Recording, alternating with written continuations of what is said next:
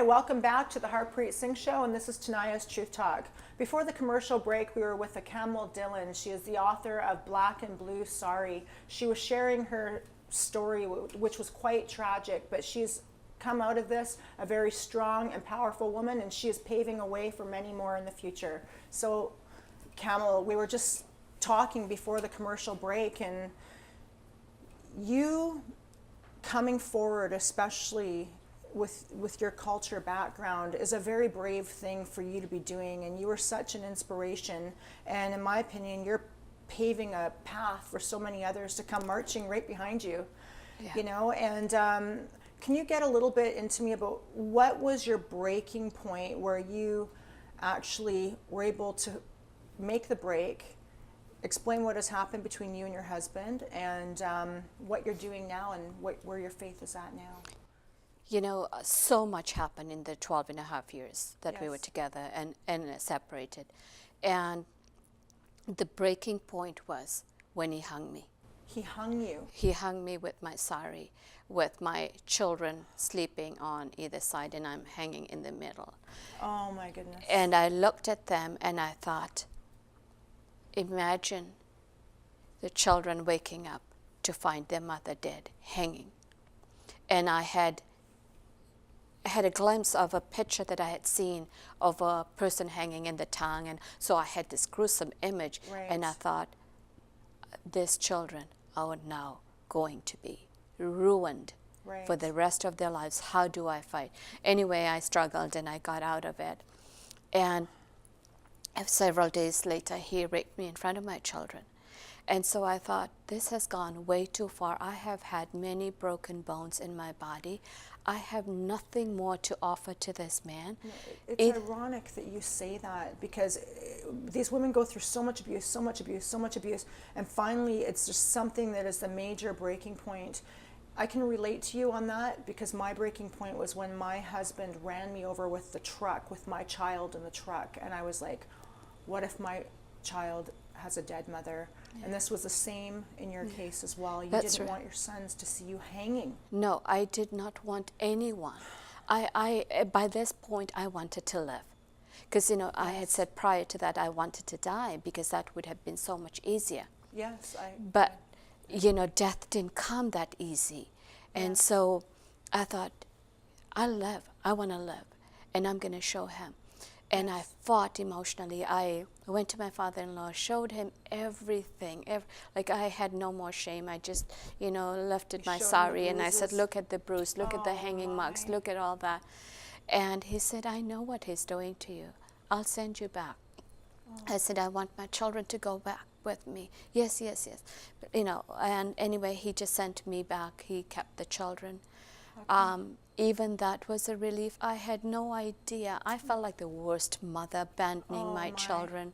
And I can still hear their screams, and they're begging, Mom, please take us. We'll be good children. Traumatizing. You know, and I felt the words that were spoken for the last how many years were coming back to me and saying, see, you're a horrible person. No one wants you, not even your children. This is the kind.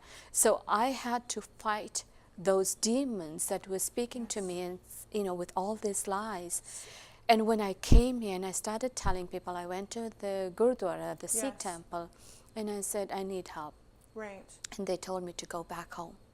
So in your culture, it was like just going through a divorce was so much shame on you, but then leaving your sons with the person that was abusing you, people were probably saying, well, if he's abusing you, why did you leave your sons with him? So this could have made you look worse and make you get less help. Yeah, I had no credibility, because, you know, he was the nice guy, because he was the charmer out in the community, right?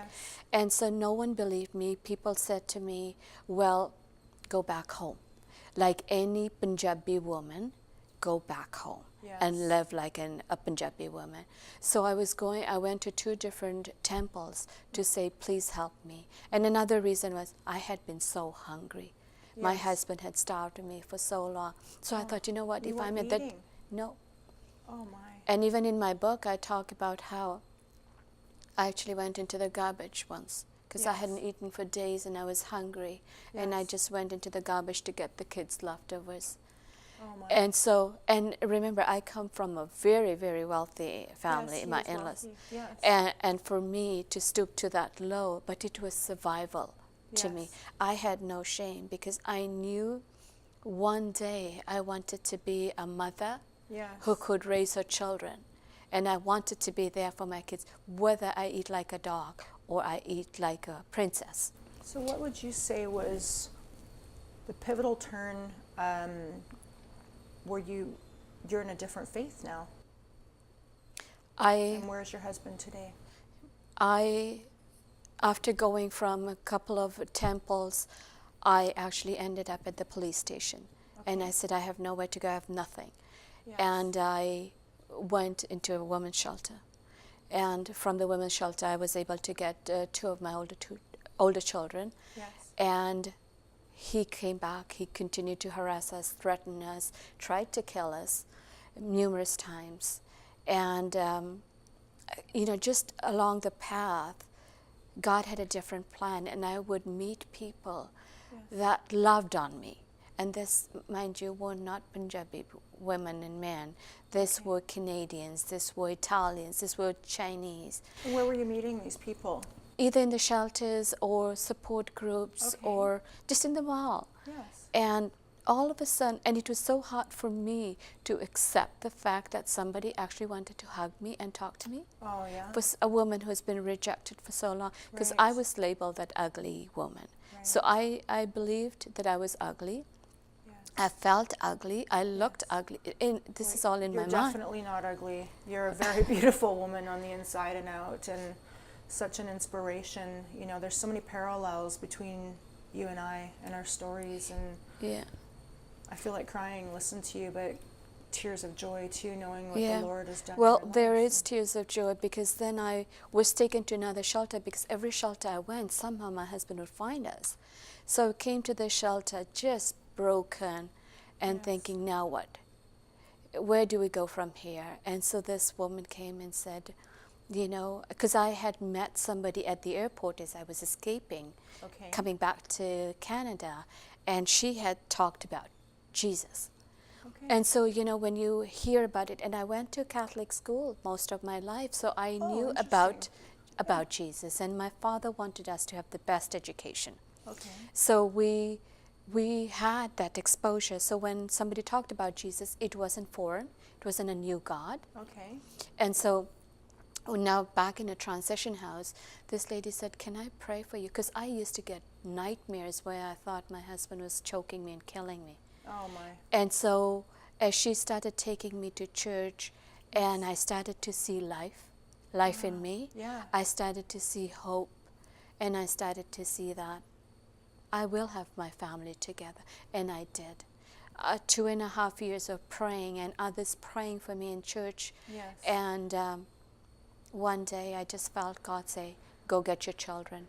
I went back, I kidnapped my younger two, Oh my. and I smuggled them here. And we're here since then. And, now they're grown up. I'm a grandmother. And you're a powerhouse for God's kingdom. You're a born-again Christian now. And now you're teaching at the Justice Institute. You're an international speaker. You're an author. Where can people find out more information? They can go to my website, Okay. blackandbluesari.com, Okay. and there's links to how to, email me.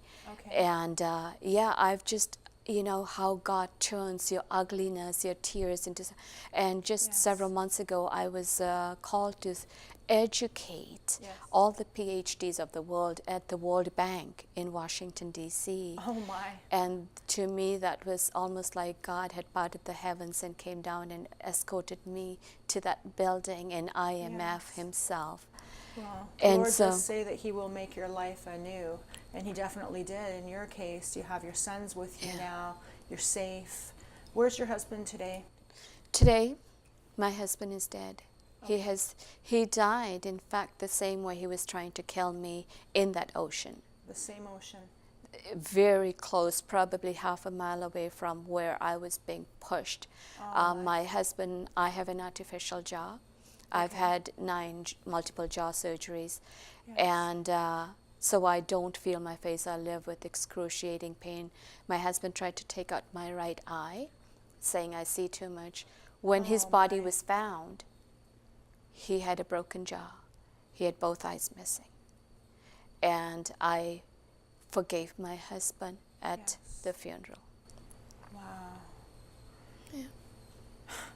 You are such an amazing woman of courage and honor, dignity, and strength, and you are just such an example to so many. And what you are doing takes so much courage, but it is going to pave a way for so many women to come Well, out. I want our daughters, our sisters, our neighbors, especially in my community, to know they're not alone. Yes. And I want to speak to their parents, their fathers, their And reach brothers, out to and them. say to them, Yes. stop hiding behind your name and your pride.